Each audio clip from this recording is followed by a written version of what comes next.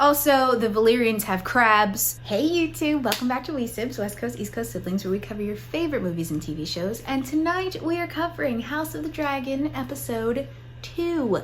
If you're new to the channel, welcome. Like this video if you like this video, comment, subscribe, and click the bell so you can be notified of when we drop coverage of other movies and TV shows. Christopher was supposed to be covering this show for you guys, but he's a slacker and is annoying, so I'm gonna do it. But fair warning, my GOT knowledge is not great. I'm not going to be able to recall random stuff because I've only watched the show one time through, which, fair enough, is not like me for a show that I like, and I really did like Game of Thrones except for the end.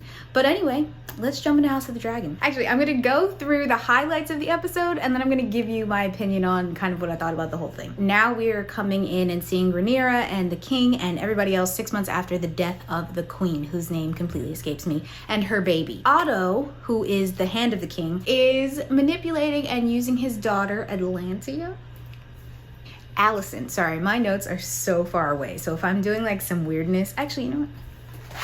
I'm just gonna hold them like this. The queen is dead. The king needs a wife. Why? Because the king needs an heir. Why? Because no one really wants Rhaenyra to be the heir. Why? Because she's a woman. Otto has sent Allison, his daughter, to spend quality time with the king and become the king's confidant, obviously in order to make her his bride. Rhaenyra, here we go with the names.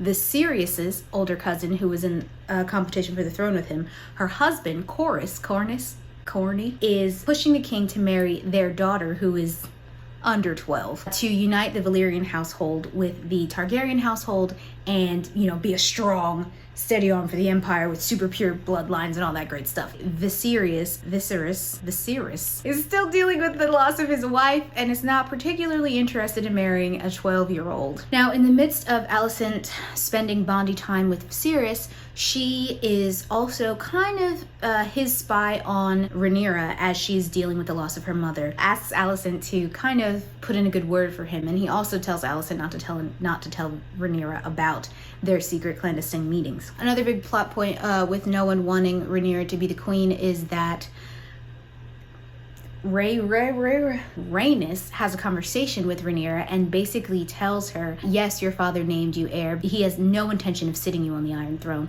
He is going to marry someone else and have a male child, and he will put that child on the throne, not you, no matter what. So don't get comfortable in your position as the heir to the Iron Throne. Rhaenyra thinks Rhaenys is just jealous of her. I guess the big plot of the story is Daemon, the bad guy. We hear that Daemon has stolen a dragon's egg and claimed it for himself, for his impending, for his future heir that his whore, whose name escapes me, is pregnant with. Also, he is marrying this lovely woman / prostitute. What's offensive about all of this is that the egg that he stole is the egg that Rhaenyra had picked out for her brother, who is now dead. So it's almost like Daemon saying, ugh, I'm the real heir, ugh. You know, so it's a real slap in the face. The episode climaxes when Daemon and Otto kind of have a face-off, and they're about to pretty much go to war over this situation, and Rhaenyra steps in on dragonback like a baddie and confronts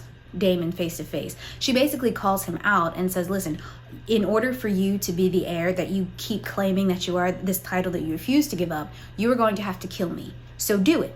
And Daemon does not kill her because obviously he loves her in his own kind of a weird way. We also find out that his lovely prostitute friend was not even pregnant with his child. Basically, Daemon is just kind of all the wind's taken out of his sails. He tosses the egg back to Rhaenyra and goes back into his hole because he seems to be a sad person. The episode ends with a meeting that Cornys calls, Daemon and Cornys having a heart-to-heart, and says, listen, we're second sons. We gotta take what we can get while we can get it. So how about you and me align and we go after these crab people, they're coming after my people, and then, you know, I'm not gonna say this because it's treason, but we gonna overthrow the throne, the Iron Throne. And Daemon agrees, we assume. So you guys, now into some of my thoughts.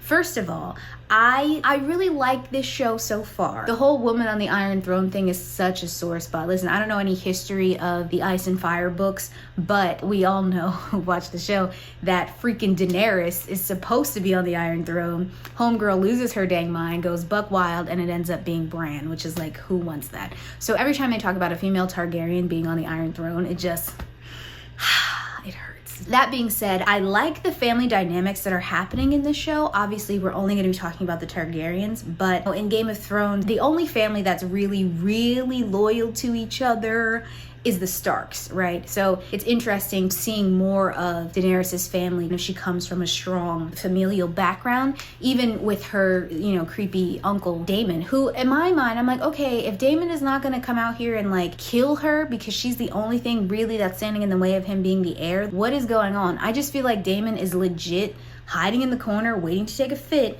takes a fit, makes all this stink, and then someone just pokes him with a pin and it takes all the air out of his balloon. Like, what is he doing? Really, what is he doing? But then I'm like, okay, well, are we building the story so that he keeps playing it, doing all these awful dirty digs, but he's not really gonna take it? Or are we just pushing him closer and closer to the edge to where he becomes the big bad guy who's, you know, gonna threaten Viserys's reign?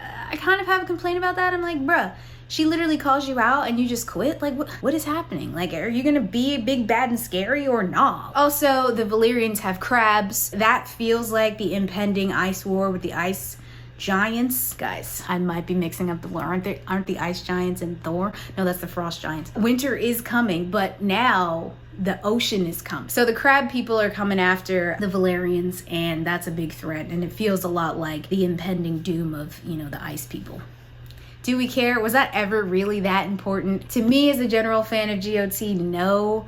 But I don't know, maybe that's gonna be like a big thing. Let me know in the comments. Happy to be corrected on that. Going back to the strong family bonds, I really think it's sweet that Rhaenyra and her father bridge this gap between the two of them. Like, you see they have this honest heart to heart, and he says something along the lines of, there's no chance that you're not going to be my heir. Like, you're going to be my heir to the throne. And that clearly like calms her heart to hear her father say that and sort of endorse her. And it's great. And I'm just like, yes, like, so nice to have a non-toxic family happening in the Game of Thrones universe. But then homeboy blows all that to heck when he announces that he will be marrying Alicent. What a massive slap to the face. This whole time, Rhaenyra, she is happy to know that he loved her mother, but she understands and respects the fact that he needs to make their family look stronger. So she's okay with him marrying someone else, assuming that that someone else is little homegirl, the 6-year-old. And then the king just really stabs her in the back and the heart at the same time and chooses Alicent. Daemon was right from the beginning that Otto is a snake, and Otto does not care about Viserys. He's just playing him to get to the throne. Why? To be king? Maybe. I don't know. I don't like Otto. I think he's sketchy dude. That man always plays a bad guy. And so, you know, just looking at his face, that you can't trust him. Anyway, we also need to note that the king is sick, and we keep seeing teeny tiny snippets of his illness in every episode so far. Episode 1, he had the leeches. They didn't know what was going on. Episode 2, his finger is rotting. They stick it in some maggots. So clearly the king is on his way out. The question is, who will sit on the Iron Throne? That's everything that I have for House of the Dragon episode 2. Thank you so much for watching, and as always, like this video if you like this video, comment, subscribe, and click the bell so you can be notified of when we drop new content. I'm also covering She-Hulk. Let me know if there's anything else you want me or Christopher to cover. Feel free to educate me on this GOT universe stuff, because, you know, I'll be reading the books, you know, so. Alright, thank you guys so much for watching, and I will see you later. Bye.